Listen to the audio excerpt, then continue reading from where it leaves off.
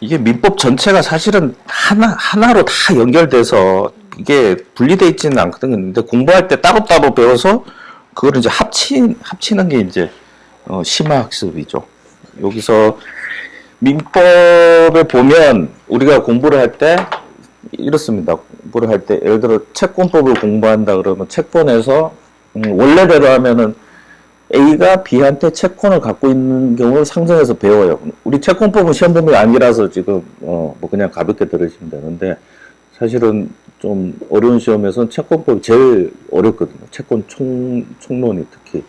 그래서 A가 B한테 채권을 갖는 걸 전제로 배우는데 사실은 그건 드문 경우고 공부하려고 그런 거고 대부분은 쌍무계약이니까 내가 채권자이자 채무자하고 상대방도 채권자이자 채무자예요. 그러니까 양 당사자가 있는 게 일반적입니다. 그래서 한 당사자 부분은 공부를 위해서 그냥 재료로 배우는 거고 실제로는 양 당사자로 응용을 해야 되고 이게 일반적인데 여기서 한 단계 더 나가면 뭐냐면 당사자가 3명인 경우들이 있어요. 민법에. 대표적인 게 대리, 위민, 수임인, 상대방 있죠. 이 세 개로 펼쳐지는 부분이 난이도가 확 올라가는 거예요. 왜 그러냐면 이제 두 당사자는 이제 2차원 평면으로 보는데 세 개로 하면 3차원이 돼버리니까 단순히 한 명이 있는 게 아니라 경우의 수가 확 늘어버려서 여기서 사람들이 이제 혼란이 옵니다. 근데 이제 네 경우는 없고 이제 세 당사자까지만 하면은 이제 고수가 되는 거예요. 그 중 하나가 이제 제3자를 위한 계약인데 이 3년 관계가 있을 때는 그냥 2차원으로 잘라서 그냥 머릿속에 넣어. 그냥 2차원으로 잘라서. 그래서 이 세 개를 동시에 내가 생각하려고 하지 말고 두 당사자끼리 끊어서 내가 그냥 생각해버리면 됩니다. 그럼 문제 푸는데도 지장 없고 적용하는데도 문제가 없고 익숙해지면 세 개가 한꺼번에 보여요. 그래서 우리가 대리를 이제 나중에 공부하시면 대리할 때도 이 세 명을 쪼개서 위임인과 수임인 관계를 5가지를 공부했고 그 다음에 대리인과 상대방 사이를 4가지를 공부했고 그 다음에 상대방과 본인 한 가지에서 10개를 공부를 했었거든요. 이렇게 쪼개서 공부를 하고 그 문제를 풀면 되는데 자꾸 습관적으로 이제 3개를 자꾸 머릿속에 넣으려고 해요. 그러니까 그거부터 일단 설명을 드립니다. 3자를 위한 계약도 이제 3명이 등장해 버리니까 이게 자칫 그냥 혼란스러우면 그냥 미궁으로 빠져버리기 때문에 쪼개서 한다는 걸 먼저 전제 두고 이제 들어갈 겁니다. 자, 그대로 은영씨 이렇게 한 상태에서 한 명이 이제 추가되겠죠.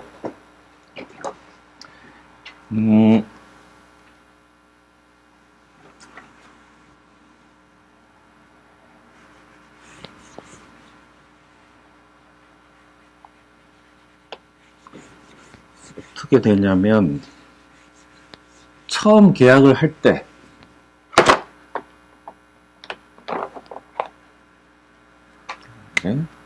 한 명이 또 등장해서 뭐 누구를 정해도 상관없는데 지시를 정할까요? 어떻게 계약을 해요. 둘이 이제 매매 계약을 합니다. 이 계약을 하는데 계약 내용에 특이한 게 하나가 들어가요. 플러스 원이 뭐가 들어가냐면 요 부분을 이렇게 특이하게 들어가요. 자, 땅을 파는데 돈은 일로 주라 라고 한다고 합시다. 예. 자, 돈을 일로 준다. 요게 제3자를 위한 계약입니다. 일단 자, 그럼 명칭부터 요 사람은 제3자죠. 제3자고 나중에 신분이 뭘로 바뀌냐면 수익자로 바뀝니다. 언제? 예, 수익의 의사표시를 했을 때. 자, 수익의 의사표시라는 의사표시는 내가 혼자 하는 거니까 단독행위죠. 예, 단독행위. 그러면 이 단독행위로 법률 효과가 발생했죠. 뭐가? 그러니까 이게 법률 요건이니까 법률 효과가 발생했을 거 아니에요. 권리 발생 변경 소멸이 됐을 거 아니에요. 어떤 법률 효과가 됐어요? 매매 대금 청구권 발생. 법률 효과니까 권리 발생이잖아요. 이 권리를 발생시켰으니까 얘가 단독행위가 되는 거죠. 뭐 법률 요건, 법률 효과 이거 얘기하잖아요. 예, 권리 발생 요건은 법률 규정과 법률 행위, 단독행위, 계약, 합동행위. 예, 여기서 지금 법률 효과를 발생시켰으니까 요게 법률 요건이 되겠죠. 단독행위. 계속 돌고 도는 거죠. 자, 그래서 얘는 단독행위로 법률 효과를 발생시켰으니까 얘는 형성권이죠. 이렇게 되는 거예요. 자, 그러면 여기서 일로 보내라는 건 누구의 의지입니까? 예, 이 사람이 요구한 거죠. 그럼 이 사람은 요거를 오케이 했죠. 이 계약에서. 이 특약에 오케이 한 거잖아요. 여기 합의를 본 거잖아요. 그러니까 낙약자가 되겠죠. 자, 요러면 이제 요 세 분 사이의 법률 관계가 형성이 되는데 아직 제3자일 때 이제 계약을 했다. 그럼 계약 당사자는 두 분이죠. 둘이 계약하면서 이쪽에서는 수익 의사표시 할지 말지 어떤 형성권이 생겨버린 거죠. 네, 이 계약에 대해서. 어떻게 보면 약정 형성권이 이것도. 그러니까 법이 규정한 게 아니라 두 분이 형성권을 하나 만들어준 거예요. 약정 형성권. 약정 해제권처럼 약정 형성권이 만들어졌어요. 그럼 본인이 행사해도 되고 안 해도 되죠. 예, 행사 안 하면 그걸로 이제 끝인 거고, 행사를 하면 수익자가 되면서 세 명의 이제 법률 관계가 생기는 겁니다. 자, 그러면 첫째, 수익의 의사 표시를 하면 낙약자는 나연 씨는 매매 대금 청구권이 발생했어요. 그러면 자, 이건 누구 권리? 예, 본인의 권리예요. 본인의 권리니까 자, 권리 행사할 수 있죠. 누구한테? 낙약자한테. 예. 낙약자한테 직접.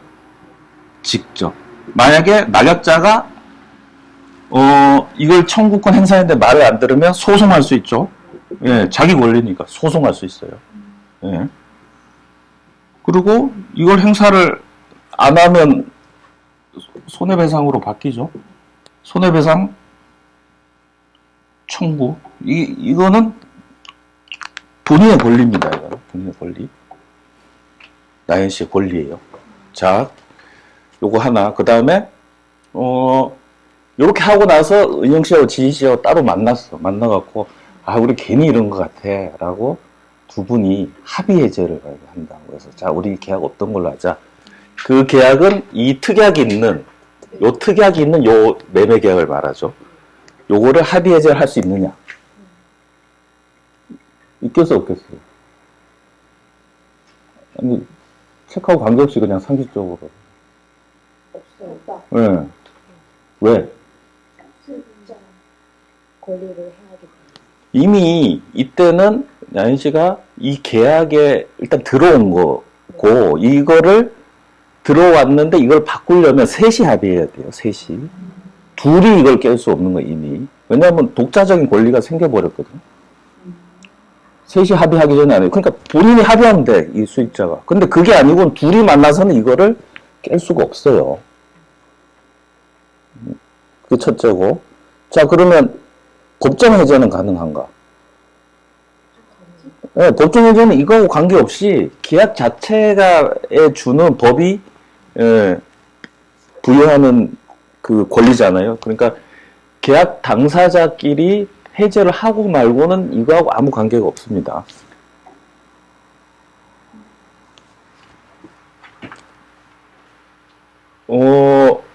나연 씨, 그러니까 수익자가 있고 없고와 이 법정 해제, 어딘가에 채무 불이행에 있어서 해제하느냐 마냐는 이거는 서로 영향을 주지 않죠. 그거는 3자가 있든 4자가 있든 이 둘 사이든 그거는 관계없이 있는 문제니까. 무효 취소는 자, 여기 있는 거 요거는 아무 관계없이 할 수 있는 겁니다. 요 합의 해제 부분, 요거는 할 수가 없는 거예요. 합의 해제하려면 3명이 해야 되는 거예요. 그렇게 정리하면 되겠죠? 나머지 다 된다. 다만 합의 해제는 하면 안 된다.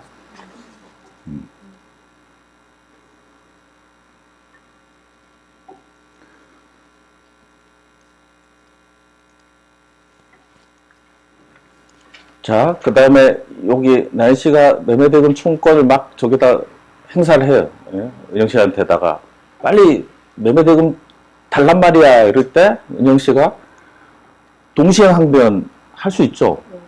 지희씨가 토지 안 주는데 내가 어떻게 돈을 주느냐. 그거는 아무 관계 없죠. 당연한 거잖아요. 3명 있다고 달라지는 거 아니니까. 그건 둘 사이의 일이니까 동시행항변 행사할 수 있습니다. 얼마든지. 예.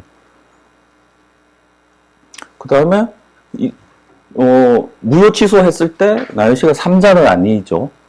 보호되는 3자, 선의 3자, 해제해서 3자는 아니죠. 왜냐하면 처음부터 있었던 거지 새로 법률관계를 맺은 게 아니기 때문에 보호되는 3자가 아닙니다. 그러니까 무효 취소 해제는 가능하다. 수익자에게 계약 해제권 없는 거 하나만 정리하면 되겠네요. 수익자는 지금 그 계약 당사자는 아니기 때문에 계약 해제권은 없다. 저거는 저기 은영지 사이에서만 발생하는 거니까. 끝. 여기 최고만 하나 정리를 하면 110쪽의 수익 의사 표시를 하지 않고 가만히 이제 있을 때, 이것도 형성권이니까 낙약자가 이제 은영 씨가 수익 의사 표시 할 건지 말 건지 이제 상당한 기간 정해서 또 최고를 해요. 최고하면 확답을 받지 못하면 거절 간주. 그 상태로 계속 가는 거예요. 그 상태로. 네. 가만히 있다서 갑자기 여기 막 권리가 생기고 이렇게 변화를 주는 게 아니라, 네. 그 없던 상태로 그냥 가는 겁니다. 그러니까 거절 간주인 거예요. 여기서 그 세 가지 한꺼번에 정리를 합시다. 요건 그렇게 해서 그냥 또 여기 하나 또 애우는 것도 아니고 들여다보지도 않는데 문제 나오면 다 맞춘다고. 따로 공부도 안 하는데 그냥 이래갖고 틀리면 틀린 거고 이렇게 할 부분이지 이거를 막 신경 써서 할 건 아니에요. 아예 그 신경 쓸 바엔 틀리는 게 나아 이 부분은. 근데 꼬박꼬박 한 문제씩 나오잖아 또 얘가. 애우 시작하면 가성비가 확 떨어지거든. 지금 할 거 뭐냐면 이 세 가지 최고 권 관련 세 가지인데 첫째가 제한능력자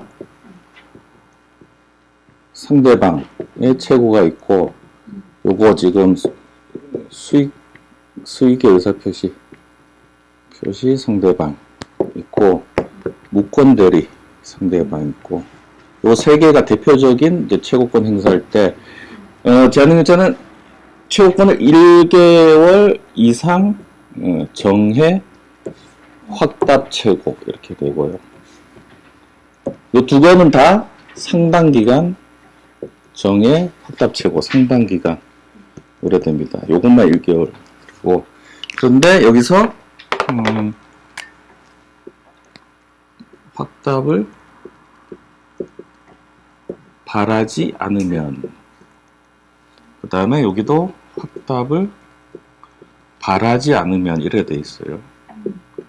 그러니까 이게 이제 도달주의 예외에서도 이제 언급을 했던 거예요. 이게 이제 발송주의. 근데 여기는 받지 않으면이라 돼 있죠. 여기는. 네, 이거는 이제 발송하고 관계 없는데 크게 중요하지는 않고 이럴 때 어떻게 처리하느냐.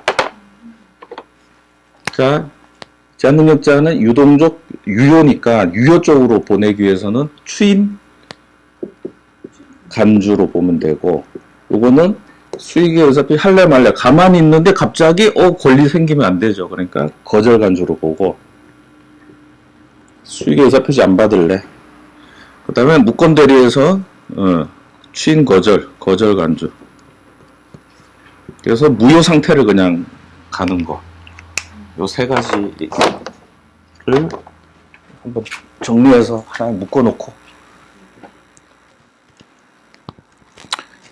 요거는 연습 문제로 정리를 합시다. 이렇게 해놓고 자 112쪽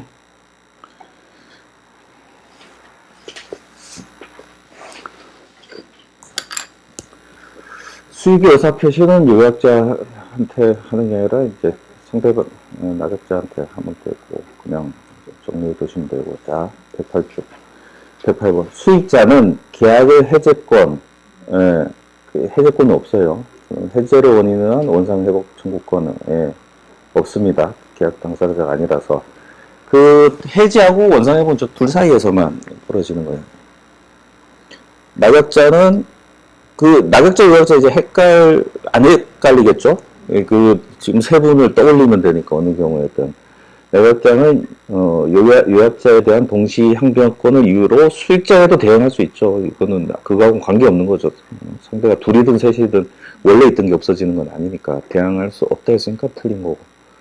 수익의 의사표시라는 수익자는 낙약자에게 직접 청구할 수 있죠. 직접 자기 권리니까. 면책적 채무인수, 병존적 채무인수 이게 좀 어려운데 약간 일단 뒤로 빼놓고 나중에 따로 할게요. 제3자는 계약 당시 현존하고 있어야 된다. 없어도 되고 그 장차 태어날 애기도 되고 수익의 의사표시를 할 때만 의사표시 할 정도만 되면 돼요. 그래서 현존하고 있을 필요는 없습니다. 당장 수익의 의사표시를 할 게 아니기 때문에. 이게 지금 118번하고 하다 보니까 똑같은 문제를 냈더라고. 나 체크하고. 자, 114번. 수익의 의사표시가 있은 후, 그러면 이제 이 계약 안에 들어와 버린 거예요. 본인의 권리를 갖고. 유약자, 낙약자가 합의해제를 하더라도 수익자 권리를 빼앗을 수 없죠. 이미 자기 권리 생긴 사람을 둘이 합의해서 뺏을 수는 없고, 셋이 합의하는 건 괜찮습니다. 셋이 합의한다는 게 뭐냐면 수익자가 내 권리 포기할래. 이거죠. 그게 아니면은 둘만 만나서 할 수는 없습니다. 수익의 의사표시가 있은 후 어느 당사자의 채무 불이행이 있는 경우, 채무 불이행은 이제 계약 당사자 사이의 문제입니다. 상대방은 수익자의 동의 없이도 계약 해제나 이거는 당사자의 문제예요. 수익자하고는 관계없고 수익자는 자기 권리 행사하는 것만 그냥 인정해 주면 됩니다. 수익의 의사표시가 있은 후 계약의 무효취소 이것도 관계없죠. 수익자는 선의이더라도 보호되는 제3자가 아니죠. 원래부터 있던 계약 안에 원래 예정돼 있던 사람이지 새로운 법률관계를 맺은 사람이 아니기 때문에 제3자를 위한 계약이라 해서 그 3자가 선의 3자의 그 3자하고 글자만 똑같지 전혀 다른 얘기입니다. 동명이인이죠. 수익자는 요약자의 제한 능력을 이유로 저 수익자가 뭐든 뭐 권리 능력이든 의사 능력이 아무 상관이 없어요. 그냥 수익 의사표시 할 정도면 되고 나중에 보니까 미성년자였네. 취소 계약 당사자가 아니기 때문에 그건 관계없습니다. 너무 당연한 건데 막 응용할 수 있죠. 수익자는 이게 수익자가 취소 못한다. 수익자는 무효 취소하고 관계없죠. 너무 당연한 걸 또 어렵게 생각했네. 119번 낙약자가 상당한 기간 전에 제3자에게 수익 여부의 확답을 최고하였음에도 확답을 받지 못한 때에는 의사표시 한 것으로 보는 게 아니고 그냥 그 상태를 그냥 가져가는 거죠. 거절 간주. 제3자가 수익의 의사표시를 한 후 특별한 사정이 없다면 합의로 변경시킬 수 없죠. 여기서 특별한 사정은 이제 3자 합의를 말하는 거예요. 3자 합의가 있으면 가능은 한다. 뭐 딱히 틀릴 만한 문제는 없는 거 같아. 그거 채무 이게 이제 우리 시험 범위가 아닌데 객관식으로 이렇게 나올 수 있어서 그런데 면책적 채무 인수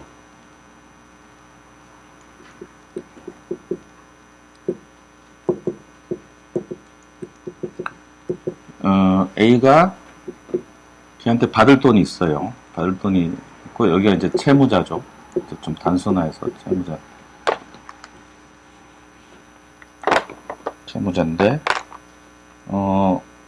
이 채무자가 이제 채무인수 C가 내가 갚겠다 하는 겁니다. A한테 내가 갚겠다.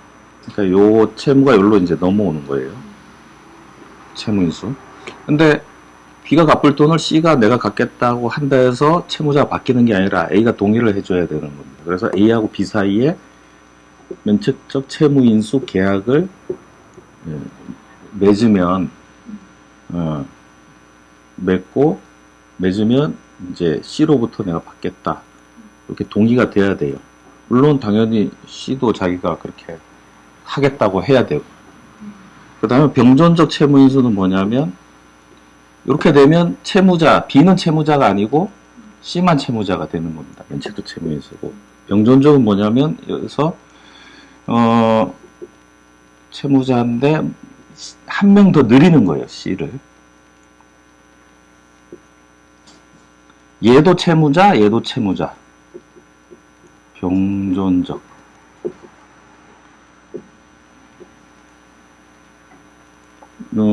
얘 채무가 줄어들지 않는 겁니다. 네. A 입장에서는 딱히 뭐 반대할 뭐 이유는 없는 거죠. 한 명 더 생겨버리니까.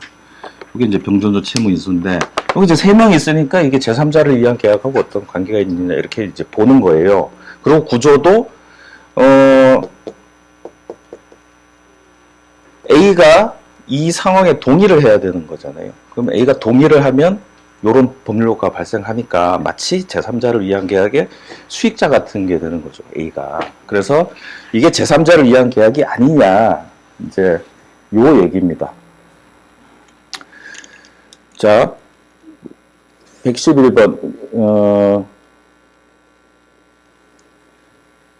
그냥 생각을 해보세요. 이게 제3자를 위한 계약이 되려면 A가 수익이 있어야 되죠. 예. 그걸로 보는데, 여기 면책적에서는 수익이 없죠, A는. 그냥 채무자만 바뀐 거고, 추가로 얻는 이익은 없어요. 근데, 요거 병존적일 때는, 조금 더 내가 받을 가능성이 높아졌다라는 이익이 있다고 이제 보는 것 같아요. 과연 그렇다고 해서 채무가 늘어난 건, 채권이 늘어난 건 아닌데, 그래서 옛날에 뭐 문제 이렇게 나왔더라고. 그래서 면책적 채무인수는 제3자를 위한 계약이 아니고, 병존적 채무인수는 제3자를 위한 계약이다. 이렇게 이제 해석하는 거예요. 그러니까 A가 얻는 이익이 있다고 보는 거예요, 여기는. 수익이 있다고 보는 거예요. 그래서 결론만 그냥 요 그림만 정리해서 면책적 채무인수는 A가 수익자입니다. 수익이 없으니까 이건 제3자를 위한 계약이 아니고, 여기서 제3자를 위한 계약은 B, C 사이의 계약을 말합니다. 네가 갚을래? 이렇게. 여기에 A가 수익의 의사표시를 하는 구조. 여기도 너도 갚을래? 하고 A가 동의. 이때는 A가 얻는 이익이 있으니까 요거는 제3자를 위한 계약이다. 라고 결론만 그냥 정리해 놓으시면 되겠습니다. 조금 어려운 문제이긴 한데. 빚을 받은 확률이 높아져서 두 명이 갚으니까 그래서 이익이 보증인이 늘었다고 보는 거예요. 보증인이 생겼다고 보는 거예요. 이런 걸 왜 객관식에 내나 모르겠어요. 네, 이거는 채권 총론의 얘기라서 우리 시험 범위도 아니거든요. 근데 제3자를 위한 계약을 이해하는 데는 뭐 도움이 될 수도 있으니까. 요까지가 계약 총론이 되겠습니다. 그 다음에 계약 강론, 매매 부분 뭐 간단하니까 좀 해볼게요. 요 매매 파트는 그냥 객관식용으로 그냥 살짝 정리하면 됩니다. 이 조문들. 매매는 일방이 재산권 이전, 상대방이 돈, 이렇게 되는 거예요. 재산권이라는 거 조심하시고, 물건이 아니라 재산권. 그러니까 예를 들어 소유권, 매매, 뭐 이런 식으로. 재산권. 재산권은 물권, 채권이죠. 예. 물권은 8개, 채권은 무수히 많이 있을 수 있고, 그걸 거래하는 겁니다. 낙성, 불요식, 낙성, 합의만으로 되고, 요식, 무슨 서류가 필요한 게 아닙니다. 그냥 말로만 민법에 꽂히고. 목적물, 현존해야 되는 건 아닙니다. 이행기까지 존재하면 되기 때문에 아직 완공하지 않은 아파트도 거래가 가능하다. 이 재산권이라서 그래요. 권리이기 때문에 물건이 지금 있지 않아도 되는 거예요. 타인 권리도 매매할 수 있습니다. 그리고 타인 권리 매매, 그러니까 남의 집을 매매하는 거 가능합니다. 이행 때까지만 내가 그 소유권을 확보해서 넘겨주기만 하면 되는 거예요. 그러니까 채무 불이행의 문제는 있을 수 있지만 계약 자체가 안 되는 건 아니에요. 그리고 이거는 차고에 있어서 법률행위 중요 부분도 아니에요. 소유권이 누구한테 있다는 거는. 그거하고 연결해서 하시면 됩니다. 비용 분담, 합의가 우선이고 합의 안 되면 동일하게. 결론만. 동일기한 추정. 한쪽에 이행기가 있으면 다른 쪽도 같은 걸로 추정한다. 물론 합의가 있으면 합의대로 하는 거고 합의 없을 때 이렇다는 거예요. 그 임의 규정들 그냥 합의로 달리 하는 것들은 시험에 잘 안 냅니다. 주로 별도로 합의를 하기 때문에 중요하지도 않고. 대금지금, 금전은 채권자 주소지, 이걸 지참채무라고 들고 가서 변제한다 이겁니다. 그러니까 돈 받을 때는 나한테 와서 갚아 이렇게 하는 게 원칙이에요. 그런데 다만 물건 목적물 인도하고 대금을 지급할 때는 그 인도 장소에서 당연히 그래야겠죠. 뭐 노트북을 하나 사는데 노트북은 여기서 주고 돈은 글로 가서 또 뭐 받고 이렇게 하는 게 좀 이상하죠. 그래서 그 인도 장소에서 지급하고 그게 아니면 지참채무다. 이 지참채무가 중요한 게 뭐냐면 소송할 때 관할을 정할 때 채권자가 돈 받는 사람은 자기 지역 법원에 소송을 제기할 수가 있어요. 이것 때문에. 안 그러면 상대방 서울에 있는 사람이 부산에 있는 사람한테 돈 받을 때 부산 가서 소송을 해야 되느냐 이런 문제가 있을 수 있잖아요. 근데 지참채무이기 때문에 나는 와서 갚으라고 할 수 있기 때문에 그 변제 장소, 내가 있는 곳, 그 법원에 관할이 있는 겁니다. 그래서 실무적으로는 관할 때문에 굉장히 중요해요, 이게. 소송 관할은 일반적으로는 피고 주소지거든요. 상대방 주소지. 근데 돈 받을 때는 원고, 그러니까 돈 받는 사람 주소지가 가능하기 때문에 굉장히 유용한 겁니다. 과실 열매 기속, 매매 계약이 있은 후에도 인도하지 아니한 목적물로부터 생긴 과실은 매도인이 갖습니다. 그냥 결론만. 집 같은 경우는 매매 계약 한 다음에 내가 집을 아직 갖고 있어요. 잔금 전에. 그러면 이걸 임대해서 수입을 남겨도 된다는 겁니다. 임대 상대방이 매수인이 그 임대 수입은 나한테 줘 이렇게 못하는 거예요. 그런데 이미 매도인이 주택을 넘겨준 경우에는 임대 수입을 취할 수 없으므로 이때는 매매 대금의 이자를 매도인에게 지급하도록. 집을 먼저 넘겨줬고 잔금을 아직 안 받았습니다. 그럼 넘겨준 집에 대해서는 그 매수인이 임대를 놓을 수 있어요. 대신 대금을 지금 안 주고 있는 그 대금 이자는 나한테 줘야 공평하잖아요. 서로 대칭관계에 있기 때문에. 생각해보면 그냥 당연한 겁니다. 뭐가 공평한가. 예약, 본계약을 체결하는 약속을 예약이라고 합니다. 예약은 하나의 계약인데 그 계약 내용이 본계약 체결이라는 행위청구권을 발생시키는 겁니다. 그래서 반드시 채권계약, 행위청구권을 만드는 계약이 됩니다. 그럼 예약을 하면 이제 예약 완결을 할 수 있는데 예약 완결은 뭐냐면 그 예약대로 본계약을 체결하는 권리를 말하는데 예약 완결권을 양쪽이 모두 가질 수 있고 이걸 쌍방 예약이라고 하고 한쪽만 가지는 경우를 일방 예약이라고 합니다. 일방 예약이 일반적인 형태입니다. 예약을 할 때 뭐 둘 다 하라면 예약이 큰 의미가 없어요. 다시 그러면 계약하는 거와 똑같아서 예약이 의미가 있는 거는 본계약을 강제하는 효과가 있어야 되고 강제한다는 것은 어느 한쪽이 형성권으로서 예약 완결권을 행사해야만 그 강제가 되죠. 안 그러면 상대방한테 동의를 받고 본계약을 해야 된다면 예약이 의미가 없잖아요. 예약을 하면 나중에 딴소리 못하게 하는 효과가 있기 때문에 어느 한쪽이 자, 나 예약 완결권 행사할래 하는 순간 본계약이 짜작 체결돼야 돼요. 그러니까 예약 완결권은 일방 예약에서는 형성권입니다. 어떤 법률 효과가 나냐면 청약 승낙을 해버리고 그 계약에 따른 행위 청구권이 서로 그 본계약의 행위 청구권이 발생하는 법률 효과가 발생하는 겁니다. 우리 민법은 이렇게 그래서 일방 예약, 한쪽이 예약 완결권을 갖는, 형성권을 갖는 형태를 기본으로 보고 있습니다. 이 예약 완결권은 재산적 가치가 있기 때문에 등기도 할 수 있고요. 그 다음에 형성권이니까 10년의 제척기간이 적용되고 그렇습니다. 118쪽 담보책임, 이 담보책임을 생각하고 계속 이제 넘어가고 있고 계속 그래도 돼요. 이익표를 외우는 건 정말 무식한 일인 것 같아요. 그냥 틀리는 게 낫지. 근데 이 담보책임이 언제 적용되느냐, 그거는 주의를 해야 되죠. 담보책임은 계약 전에 있던 하자가 계약 후에 발견된 경우를 말합니다. 그 하자는 물리적 하자일 수도 있고요. 금이 갔다거나 물이 샌다거나, 그게 아니라 권리 하자일 수도 있어요. 어떤 저당권이 설정됐다든지, 남의 거라든지, 뭐, 이런 거. 그걸 다 포함해서, 원시적으로 있던 그 문제가 나중에 발견된 경우, 어떻게 해결할 것인가. 물론, 그 하자에, 매수인이 잘못이 있다면, 불법행위로 처리하거나, 뭐, 채무불이행으로 처리해도 돼요.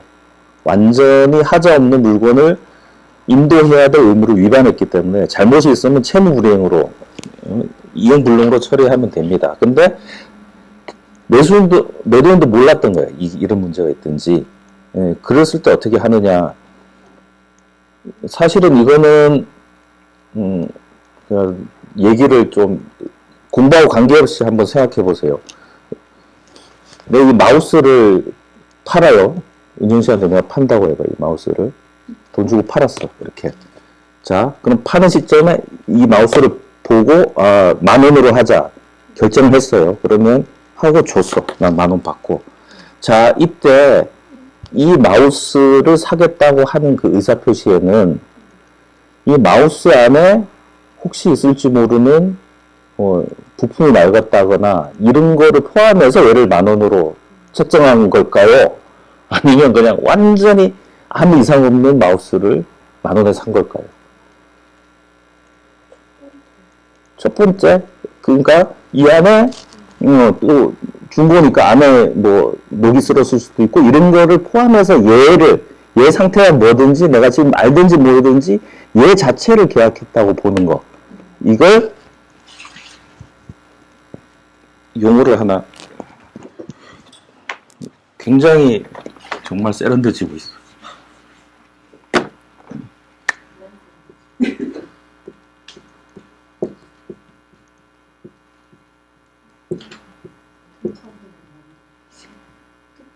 도그마. 이게 사실은 민법에서 엄청난 이슈거든요, 이게. 법률행위, 특히 법률행위 파트에서.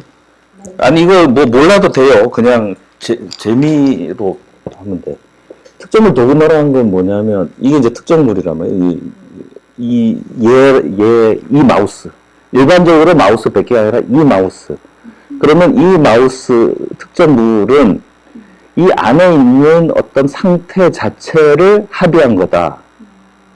그 도그마라는 게 특혜를 갖고 가는 거예요. 특혜. 그러니까, 특별 대우, 뭐 좋게 말하면 특별 대우고 나쁘게 얘기하면 그 자체를 떠안는 거예요. 그렇기 때문에 여기서 나중에 하자가 발견되든 어쨌든 뭐냐면 그거까지 산 거다. 그거까지 당신이 산 거다. 내가 책임질 일이 아니라, 파는 사람이 책임질 일이 아니라, 그 원래 있던 모든 하자는 그거를 당신이 산 거다. 몰랐을 뿐이지. 이게 특정물 도구마예요. 그러면은 하자 담보 책임 같은 경우는 있을 수가 없어요. 왜냐면, 그건 본인이 산 거니까. 본인이 샀는데 왜 해주냐. 그리고 특정물 도구마. 그러면, 심지어 이걸 샀을 때 기능을 안 해도, 그건 당신이 산 거다. 이거를. 이게 특정물 도구마예요. 그러면 매도는 아무 책임도 안 지는 거예요. 특정물 도구마 이론이 이제 있었는데, 그럼 담보 책임은 특정물 도구마 이론에 반하는 거죠. 왜 반하느냐? 왜 그럴까요? 그럼 도구마 깬 거잖아, 지금. 왜 그랬을까요?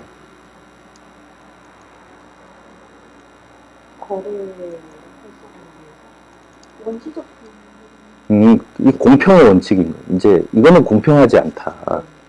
물론 둘 다 몰랐는데 그걸 모르면 좋은데 그거를 샀다. 이 도구마를 그대로, 저게 이제 원칙이니까 적용하면은, 아니 여기 진짜 기능도 못하는 거를 이건 샀으니까 이렇게 그러면 이게 기능을 하는 건 아니고 계약에 다 넣어야만 된다는 건데 어떻게 그렇게 계약을 할 수가 있겠어요? 그래서 그러니까 통상의 기능, 통상의 상태라는 가상의 기준을 정해놓고 그 가상의 기준에 모자란 부분은 조금 균형을 맞추자.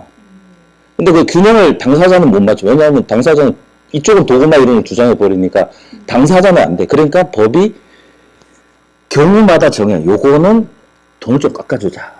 요거는, 이건 약간, 수리를 해주자. 그럼, 요거는 그냥 해제를 하자. 뭐 이렇게 하나하나 정하기 시작한 거예요. 이 정하는 게 자꾸 모아지고 이런 거예요. 경우가 이제 많다 보니. 그리고 상대방이 또 좀 알았느냐? 뭐 몰랐냐? 이거 갖고 또 미세하게 조절을 해요. 그래도 좀 책임 있을 만하면 약간 덜 조절하자. 아니, 여기 부분은 다른 물건을 좀 더 주자, 뭔가 걸 정해놓은 게 이 담보 책임인 거예요. 역사적으로. 지금 와서 이거를 이제 살펴보면, 뒤에 581조 종륜을 하자 담보 책임이 뭐냐면, 쌀을 이만큼 줬는데, 쌀에서 일부가 양이 부족하다. 그러면, 그거 조금 더 보태주자. 이게 이제 완전물 급부 청구권이잖아요. 그러니까, 매수인이 상대방이 선의일 때, 그러니까 악의일 때는 원칙적으로, 그러니까 사는 사람이 이 내용을 알고 샀으면 그때는 도구마가 적용돼요. 그러니까 여기 보면 악의는 아무것도 없어요. 예외만 몇 개, 그러니까 예외가 시험에 나올 건데, 일단은 원칙적으로 매수인이 악의일 때는, 이걸 인정해주지 않아요. 그때는 도구마가 적용되는 거예요. 알고 샀으면 무조건 네가 책임져. 근데 모를 때, 선의일 때는 종류물은 이제, 완전물 보충해서 줘라. 부터 해갖고, 손해배상 일부 해줘라, 대금 감액을 해줘라, 이런 식으로 이제 조절을 한 거예요. 다만, 악의 중에, 권리 전부가 타인에게 속한 경우에는 해제권을 악의인 경우도 인정을 합니다. 왜냐면 계약할 때 이건 지금 남의 건데 내가 소유권 가져와서 너한테 넘길게라고 하고 계약하는 경우가 일반이기 때문에 당연히 악의예요. 예, 그런데 거기가, 그게 아니라 소유권 등기하고 관계없이 실제 소유권에 대해서 불분명한 경우. 그러니까 현실에서 볼 때는 소유권이 남한테 있거나 아니면 나한테 있지만 남한테 있는 경우들인데 이때는 아는 경우가 많아요. 안다고 해서 책임을 지라고 할 수는 없는 게 소유권 기속은 계약에서 중요한 건 아니거든요. 이행만 되면 되니까. 그래서 악일 때도 계약 해제권 인정합니다. 그 다음에 권리 일부가 타인에게 속한 경우 대금 감액 청구권, 이것도 권리 일부가 타인에게 있는 거를 안다는 게 그렇게 나쁜 건 아니기 때문에 대금을 좀 조절하는 거. 그래서 이때는 악인 경우에도 권리를 인정하고, 저당권 전세권 행사가 악이라는 건 뭐냐면 저당권 전세권 있는 거를 샀는데 행사될 줄 모르는 거예요. 행사될 줄 모르는 거. 그래서 저당권 전세권 있는 거 보고 샀으니까 그게 경매가 넘어가도 그건 네가 감수해. 이건 또 아니기 때문에 이게 이제 누구의 머리에서 막 나왔겠죠. 사람들이 모여서 해갖고 이렇게 정해놓은 거야. 그러면 우리는 이걸 애워야 되는 거고, 저는 애우지 말라고 하는 거고, 그리고 애우지 않아도 웬만큼은 원리 갖고 맞출 수 있고.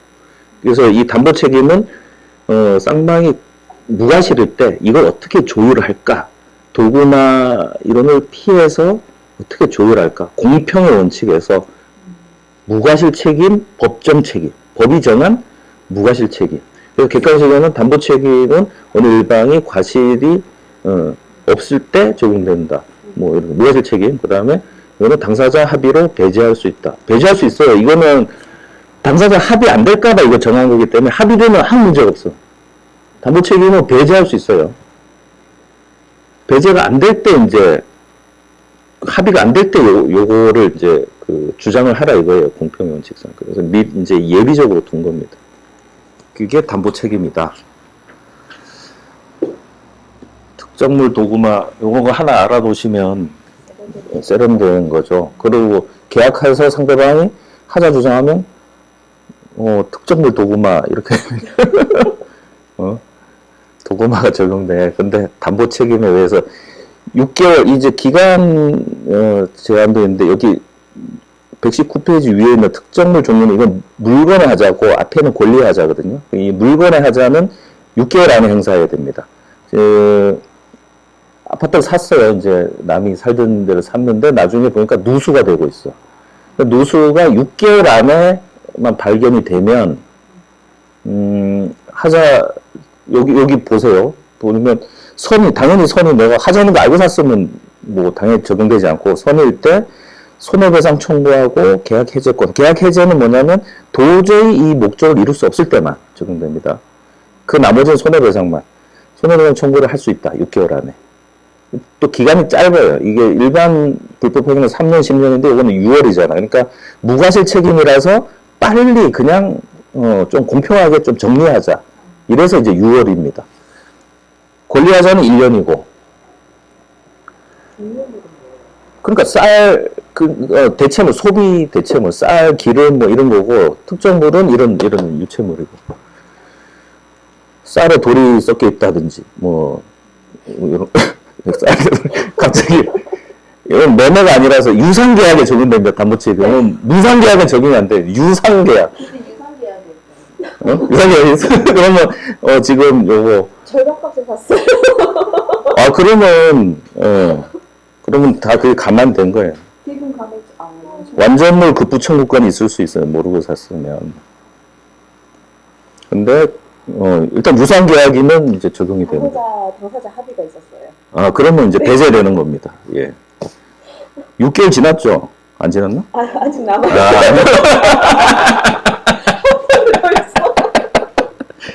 더 있어. 아니, 더 있다 받은 때로부터.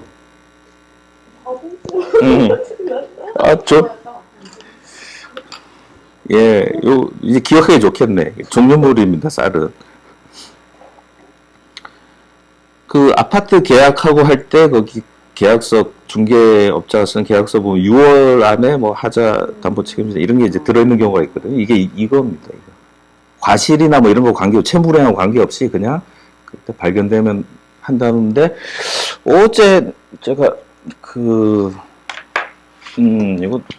굉장히 의미 있는 건데 어제 법률신문에 보니까 이 6개월 안에 이제 하자 담보 책임을 물었어요. 어떤 사람이 물었는데 누수가 된다 해서 물었어요. 근데 기각이 되는 사례가 있는데 왜 기각을 했나 보면은 이 담보 책임이 적용되려면 이제 매매 계약 전에 일단 하자가 있는 게 6개월 안에 발견돼야 되는 거거든요. 근데 6개월 안에 발견은 됐어. 누수가 발견됐는데 이 하자가 계약 당시에 존재했는지가 문제가 된 거예요. 존재했던 게 발견돼야 되는 거거든. 근데 지금 여기 판례는 뭐냐면 이 누수는 산 이후에 계약 이후에 자연스러운 노후에 의해서 누수가 생겼다. 6개월이요? 그 안에. 그러니까 그 전부터 노후가 되어 오다가 누수 현상 자체는 계약 당시에는 없던 거다라고 해서 기각을 했어요. 그러니까 여기서 정리할 건 뭐냐면 담보 책임은 계약 전에 이미 존재하던 하자가 발견이 그 뒤에 된 거를 말하는 겁니다. 그래서 의미 있는 판례가 하나 나와서 혹시 객관식에 계약 이후에 발생한 누수는 6개월 안에 담보 책임을 물을 수 있다. 이러면 X가 되겠죠. 혹시나 나오면. 굉장히 고급지고 있어요. 지금.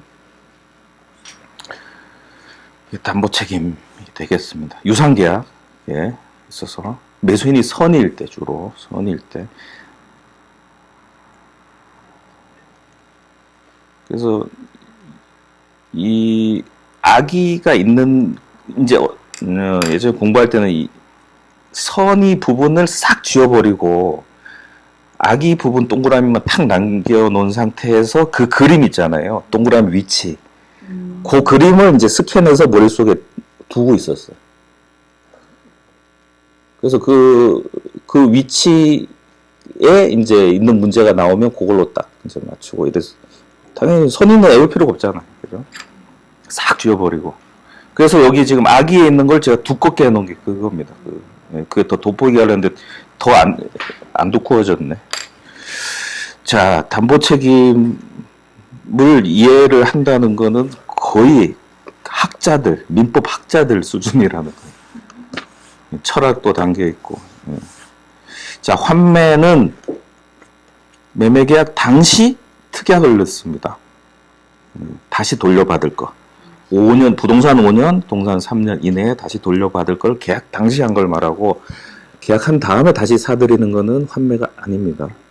그래서 이 환매 같은 경우는, 나중에 그 환매권을 이제 주는 거잖아요, 당사자한테. 그럼 환매권을 행사하면 환매가 되기 때문에 이 환매권 자체도 형성권이 되죠.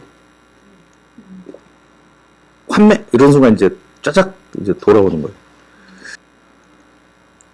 등기로 공시할 수 있고, 공시하면 목적물 산 사람에게도 환매권 당연히 행사할 수 있고, 그리고 이제 비용 부담, 다른 약정이 없으면, 자, 환매권자는 매수인이 부담한 비용을 주고 이제 환매하는 거고, 이러한 대금과 비용을 기간 내에 제공하지 않으면 환매권을 상실하고,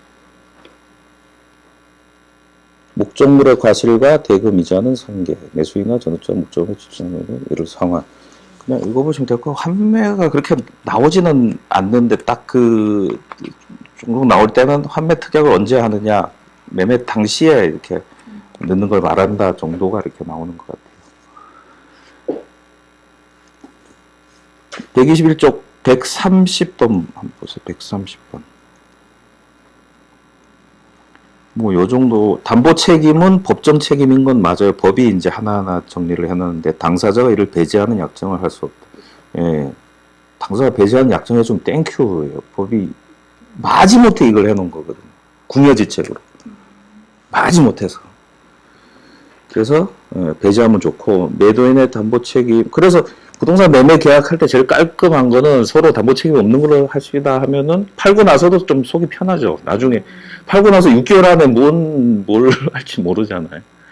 그냥 중개업자들 있자면 중간에서 잘 그런 걸 해주면 좋은데 계약할 때 그런 거 하면 괜히 그거 갖고 또 시비 붙고 그러니까.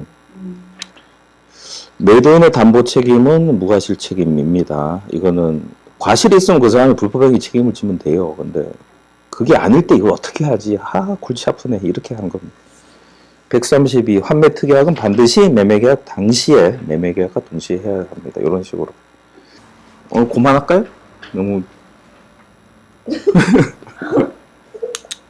오늘은 양이 많았으니까 분량이 없어서. 하고 다음 시간에 여기까지 해서 또 10문제 시험을 한번 쳐보겠습니다. 그리고 계약금부터는 다음 시간에 하고.